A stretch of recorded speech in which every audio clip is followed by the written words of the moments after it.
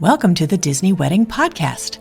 This show is brought to you by Carrie Hayward's Fairy Tale Weddings Guide, the only guidebook and bridal organizer tailored exclusively to Disney's fairy tale weddings at Walt Disney World. I'm Carrie Hayward, and each week I feature Disney wedding updates, money-saving tips, and interviews with wedding vendors and real Disney couples. I also cover honeymoons, anniversaries, and engagements at the Disney parks and resorts. Join me now as the Disney Wedding Podcast celebrates romance at Disney destinations.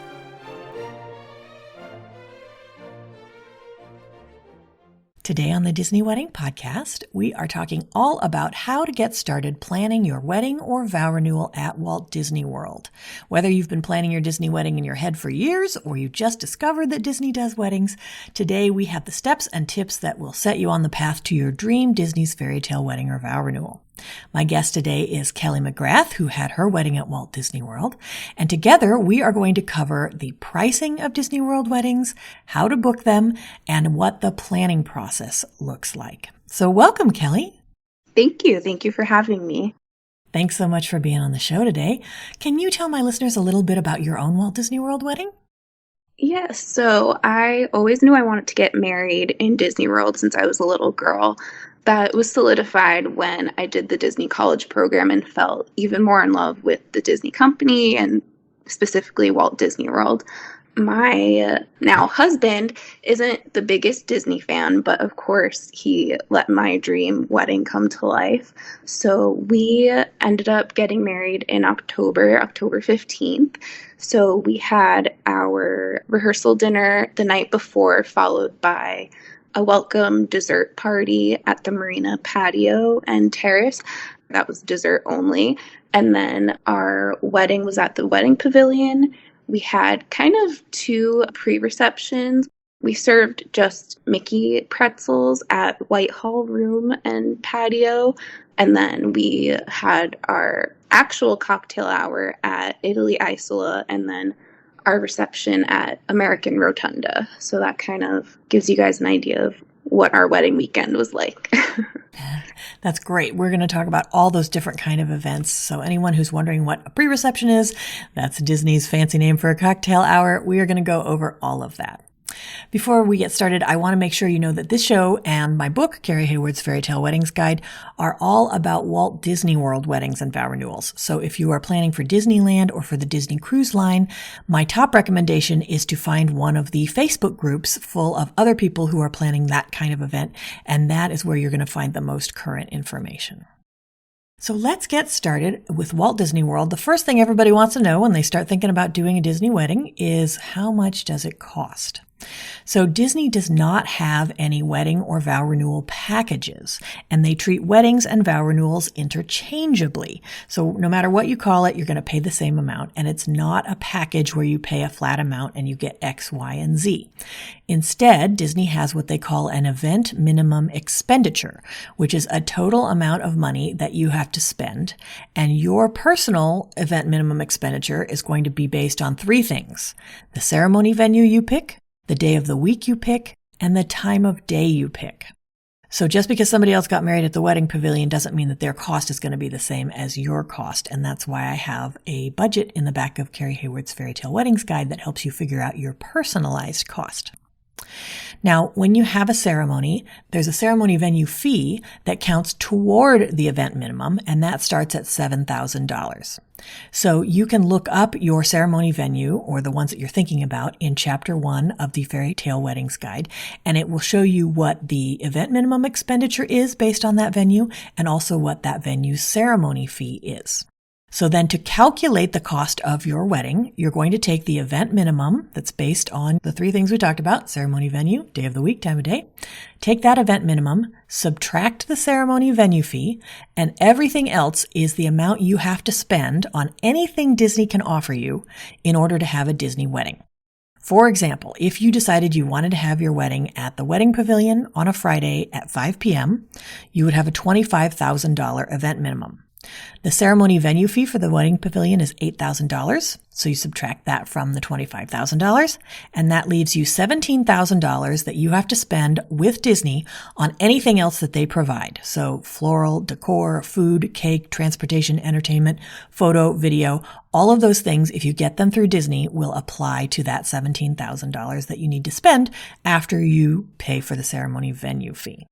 For example, I got married on a Sunday, and that was a little bit cheaper than the Saturday I had originally wanted. And there's also some limitations on the venues I wanted for Saturdays that weren't available. So that's why I ended up moving to a Sunday. That's a really good point. I think for most people, when they think of a wedding, they think of a Saturday night event. And when you start looking into Disney weddings at Walt Disney World, you quickly realize that brunch is going to be cheaper. So a daytime event is going to be cheaper, and Saturday is the most expensive day. So if you can be flexible, it's definitely going to help you cut your costs. Exactly. And also, I was worried about guests not being able to come on a Sunday. But when you really think about it, to get there for Saturday, they're probably taking off Friday. So it's no different to just have them take off Monday instead if they can't take off both days or something like that. Yes, that is another excellent point. A lot of times people balk at this idea, I'm going to have a wedding that's at brunch and it's on a Wednesday, but when you are at Disney, you are on vacation, and your guests do not care whether it's on the Tuesday of their vacation or the Saturday of their vacation. They are there for your wedding. Absolutely. So then if you decide you want to add a reception or some kind of meal to your ceremony, there are a couple of options. If you want a private catered event provided through Disney's Fairy Tale Weddings, your two options are a full reception, which means it's 3 hours or more, or something that Disney calls a celebration. And that is a 1 to 2 hour event. They call it a walk-around event because you can have any kind of food you want. You can have savory food. You could have just desserts. You could have a combination. But you can't do sit-down kinds of food where people all have to be in a seat with a steak knife sawing into something. So, like I said, they call it a walk-around event to kind of make that distinction between a celebration and a full reception. Some of the other differences with a celebration, because it's only 1 to 2 hours, there's no time for dancing. Usually if you want to do ceremonial first dances, like the mother-son dance or the father-daughter dance, you would do those at the ceremony site after the ceremony. And that saves money too, because you can use your ceremony musician for that. Another thing about the celebration is that if it is outside in the parks, so if you're at the French Terrace and you're going to watch fireworks during your celebration, you're not going to be able to have amplified entertainment while the park is open. And since the celebration only lasts 2 hours, your event won't be long enough to hit park close. So there's just no time to have amplified entertainment. The other thing you can't have is characters if your event is outside in the parks. So in that case, you might want to consider a location like the Grand Floridian Marina, which Kelly used for her welcome party. That is one of the very few outdoor locations where you can have characters. So that would allow you to see the fireworks, and then after the fireworks, you could have the characters come. After you've decided whether you want to have a full reception or a celebration, these are the prices, and these are per person food and beverage minimums that are concurrent with all of your other costs that count toward the event minimum expenditure. So these prices we're going to talk about are not on top of the event minimum expenditure, they count toward it. So if you decide that you want to have a breakfast or a brunch, it's $140 per person.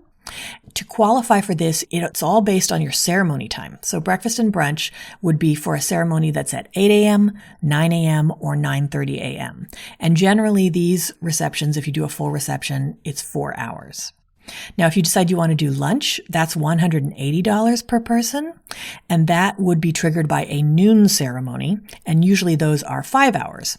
And usually when Disney says a 5-hour reception, they're including 1 hour for a cocktail hour, which they refer to, as we mentioned, as a pre-reception.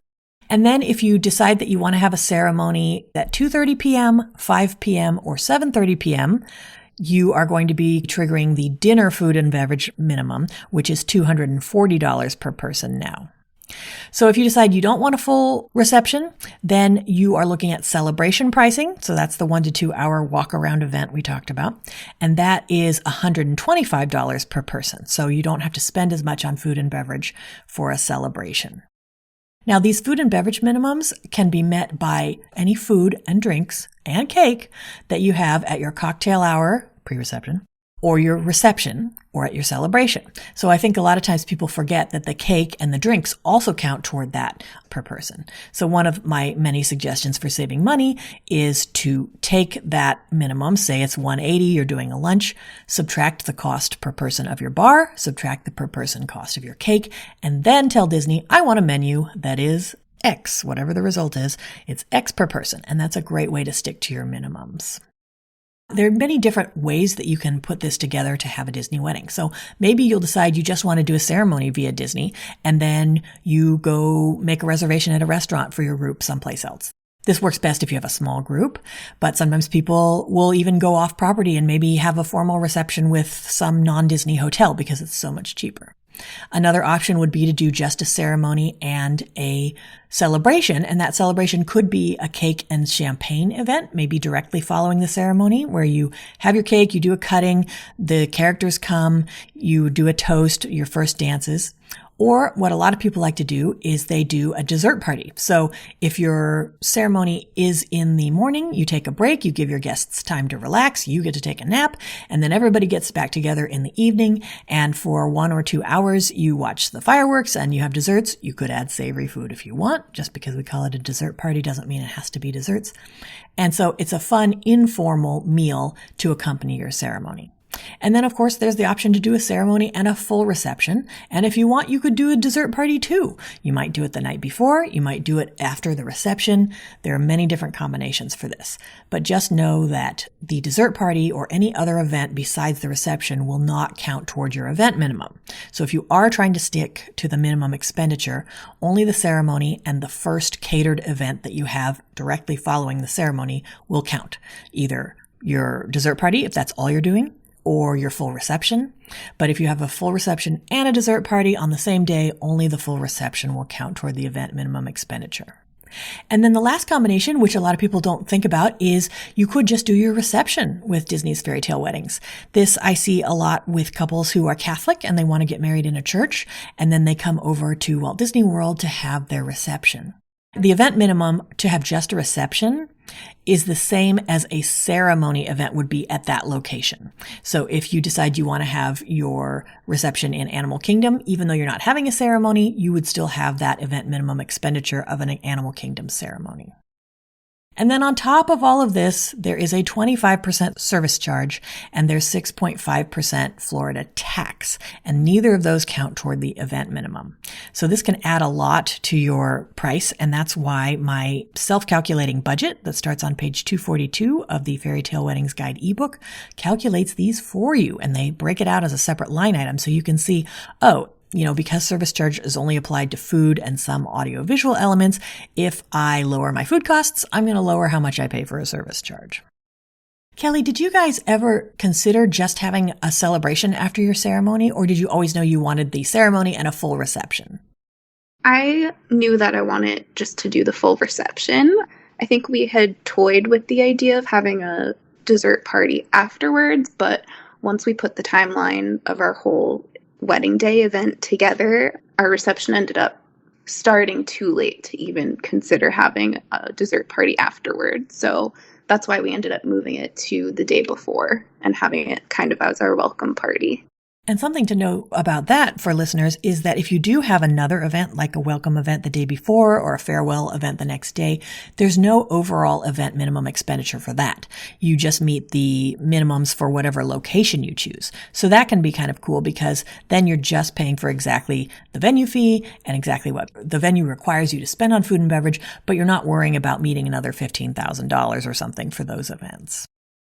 Another cool thing about Kelly's wedding is that because she had her pre-reception during the fireworks in Epcot before proceeding to American Adventure Rotunda, that was a great way to have a dessert party-like experience, not necessarily with desserts, but it gives people a private place to view the fireworks, and it's incorporated in the day without having to add a whole separate dessert party.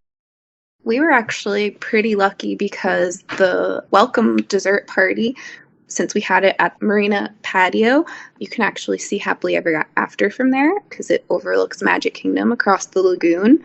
And then at cocktail hour, they got to see the Epcot fireworks. So I think they were all shocked and surprised. So I really loved just seeing everyone's reactions because a lot of the people who came to our wedding aren't necessarily Disney people, so they had no idea what to expect. And we kept a lot of these little details, surprises for everyone. So it really was like a whole experience of a day, and they didn't really know what to expect. But I think everyone really enjoyed it. That's fantastic. Yeah, getting to see Disney fireworks is something your guests will probably have never seen at any other wedding unless they've been to another Disney wedding. Okay, so now the next thing people ask as soon as they find out what the prices are, the next thing they ask is, how do I control the costs? So just to review, the cheapest Disney's fairy tale wedding at Walt Disney World is going to be a $15,000 event minimum expenditure. The cheapest ceremony fee is $7,000, so that would leave you $8,000 to spend. How do you cut costs so that you can stay within that $15,000 overall?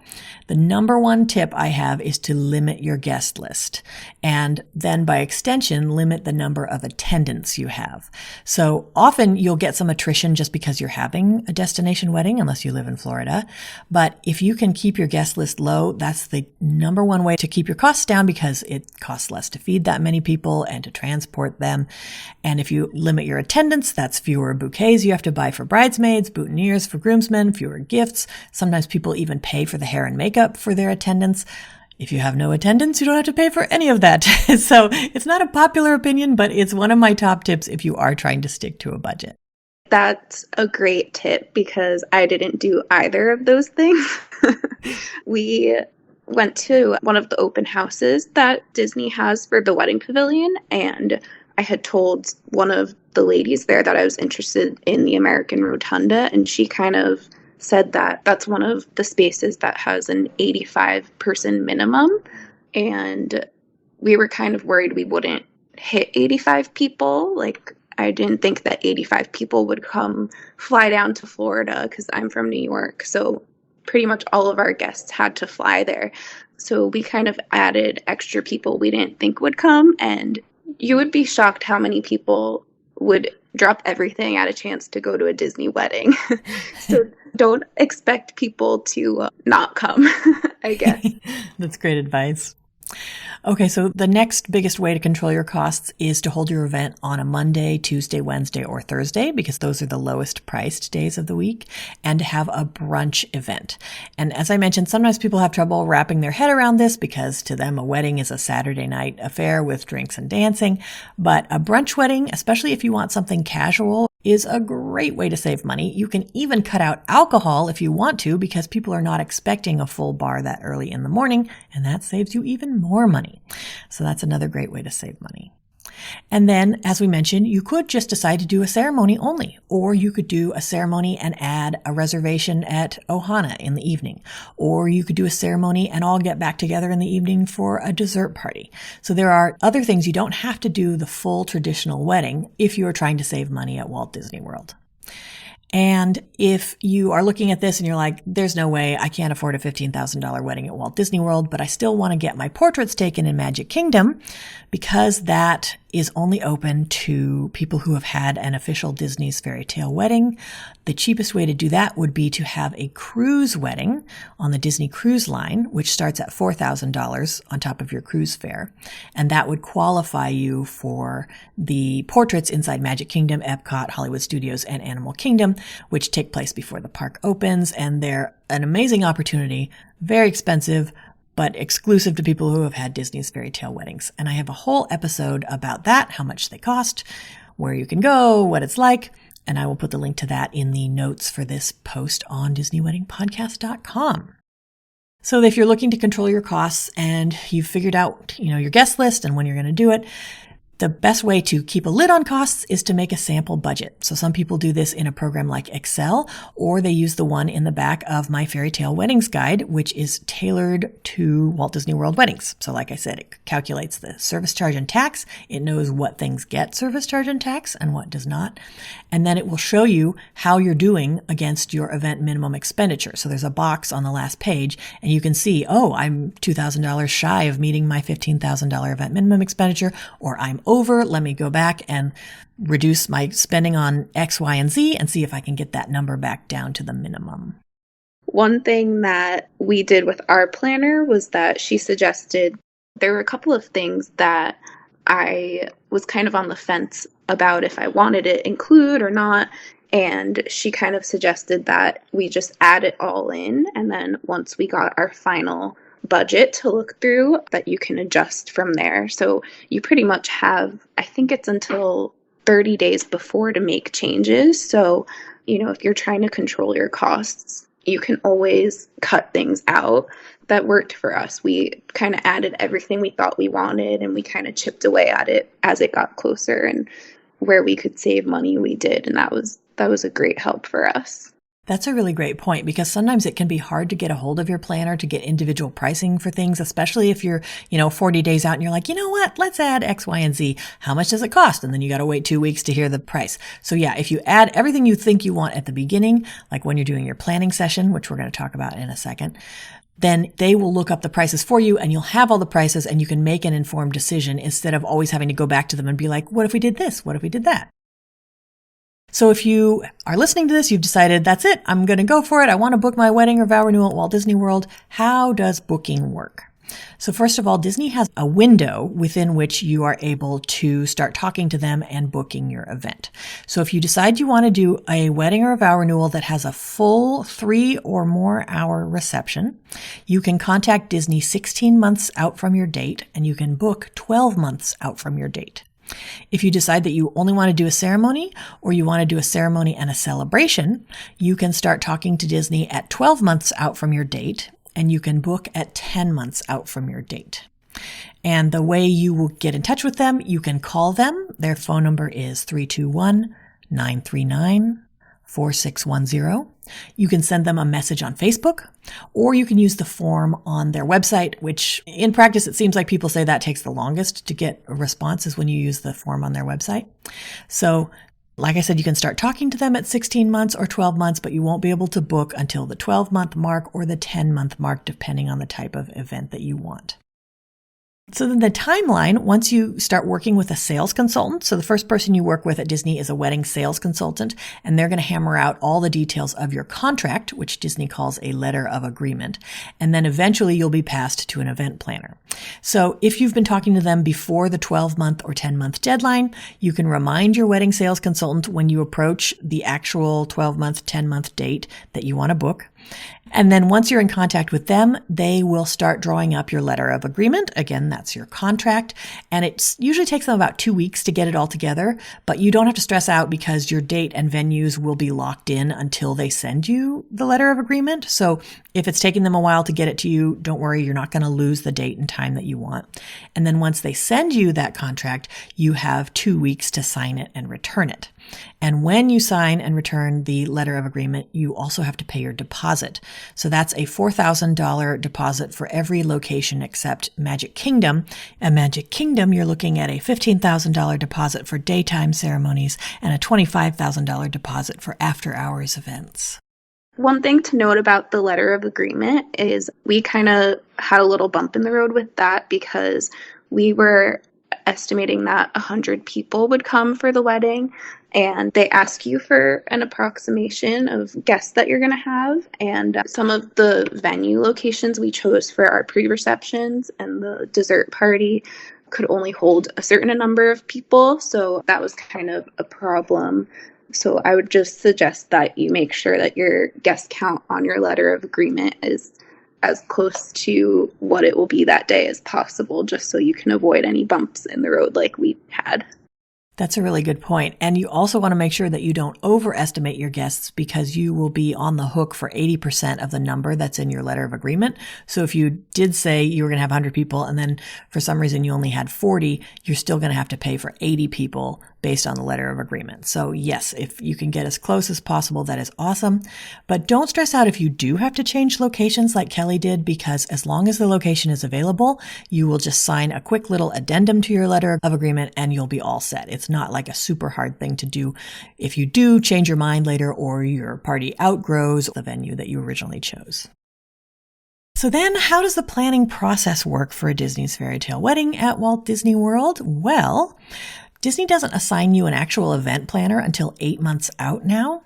So between the time when you're finished working with your sales consultant and when you're assigned an event planner, there is a general email address that you can send questions to.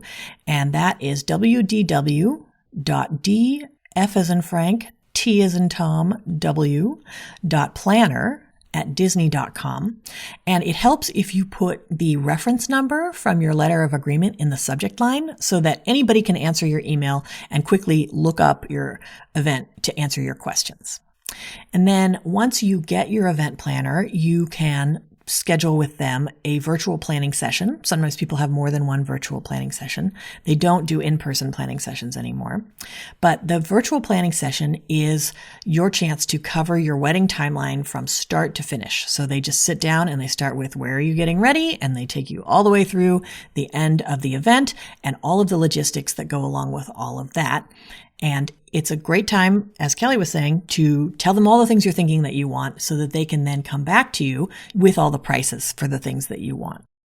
So then about 4 weeks after your planning session, your planner will get back to you with something called a BEO. This is the Banquet Event Order, and it's basically the Bible of your day. It shows every single thing that you've requested and how everything's going to go and the scheduling and how your names are going to be spelled on the message board.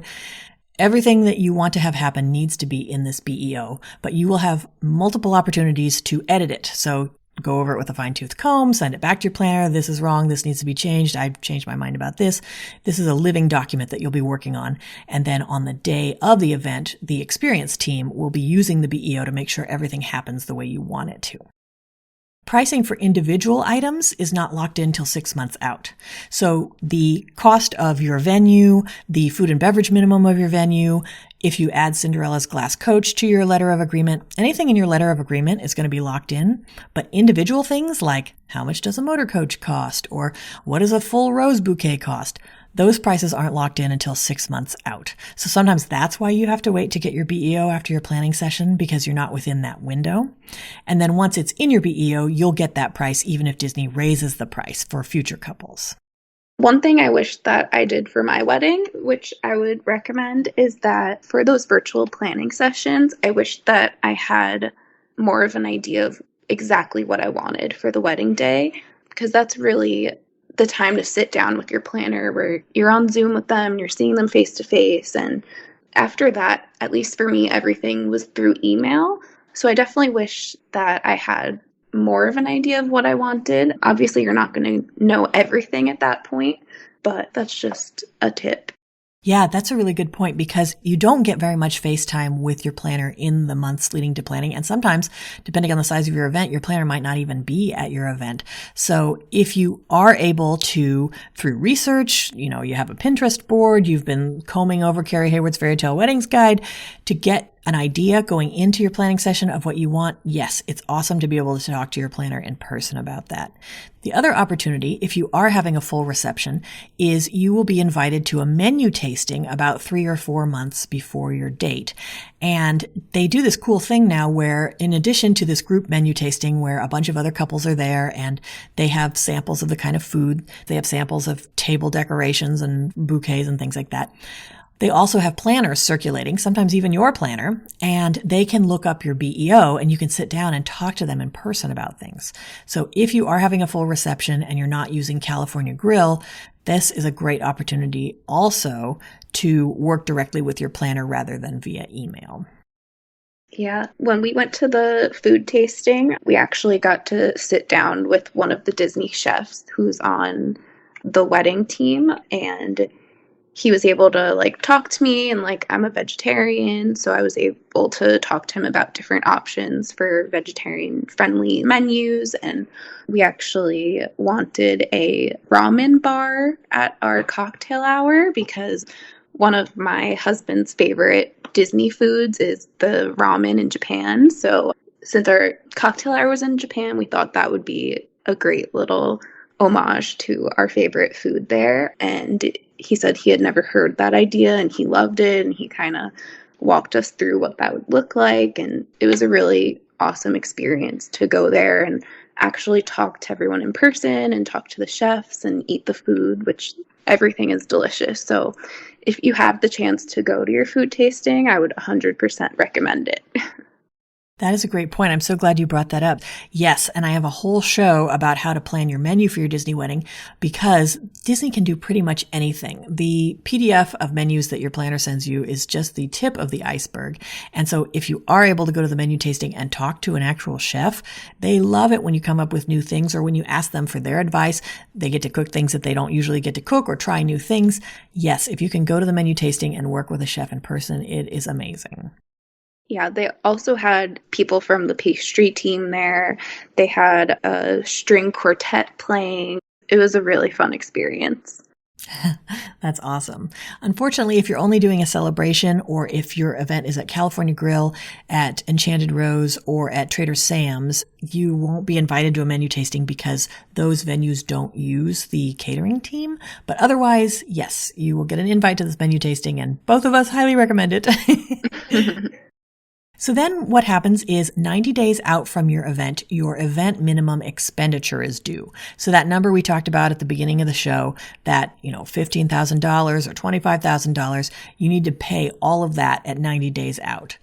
And sometimes people get stressed out because they might not have their BEO back from their planning session, but you don't need it to know how much that payment is going to be because that payment is the same no matter what you decide on your BEO. It's based on your date, time, and venue, not on the things like whether you're having transportation or what your menu is going to be like. Now, 30 days before the event, your BEO will be finalized, and that's also the cutoff for things like your cake design and floral and decor. So at that time, you should have a final BEO, but do not stress out if you don't, because especially when they were playing catch up last year, sometimes people were getting their BEO the week before their event, and it's not ideal, but it is the way it sometimes works. So do not stress out if at exactly 30 days out from your wedding, you don't have a final BEO. You can keep working on it, and you can even, if you're not sure what your final payment is going to be, because it's based on the BEO, you can wait to pay it until you get a final BEO. And then on the day of the event, an experience team, which is a whole different set of people, is going to handle your event, and they're going to use that BEO as their Bible to make sure that everything happens according to the way you've planned it with your event planner. A lot of people, especially if you're doing a lot of DIYs or you have outside vendors, it's popular now to hire an outside vendor to be a day of coordinator. And if you can afford this and your wedding has enough moving parts, I highly recommend it because the experience team, they are venue coordinators, and their job is to make sure that everything at the venue, the catering team, the way things are set up, make sure all of that goes great. But it's not their job to bustle your dress or figure out why 5 of your bridesmaids are missing. So it can be great to have somebody else who knows exactly how everything's going to go, who can be an extra set of hands for you. And then to get the full look at the planning process, check out Chapter 1 of Carrie Hayward's Fairy Tale Weddings Guide. I talk about the cake tasting kit that they offer. I talk about the menu tasting a little bit more and just what to expect in a timeline through your whole planning process. Did you guys have a day of coordinator or anything like that? We didn't, but I was a little nervous because, you're emailing your event planner and their assistants for months on end, going back and forth, making all of these changes to all of these little details. And I knew that the BEO had all of that information in it, but I was a little worried about that transition to the day of experience team. And at least for all of my events, I probably had like 6 different cast members helping with my entire wedding weekend. And there is nothing to worry about because Disney is so on top of everything and so efficient, and all of their entire team is so wonderful. I felt like everything was so taken care of, and I really had no worries the day of. That's great to hear. So if you've decided that you want to go for it, you're going to do a wedding or a vow renewal at Walt Disney World, I highly recommend getting the Fairy Tale Weddings Guide because it is a 234-page guidebook that contains all the answers that you're not going to get from Disney until much closer to your date.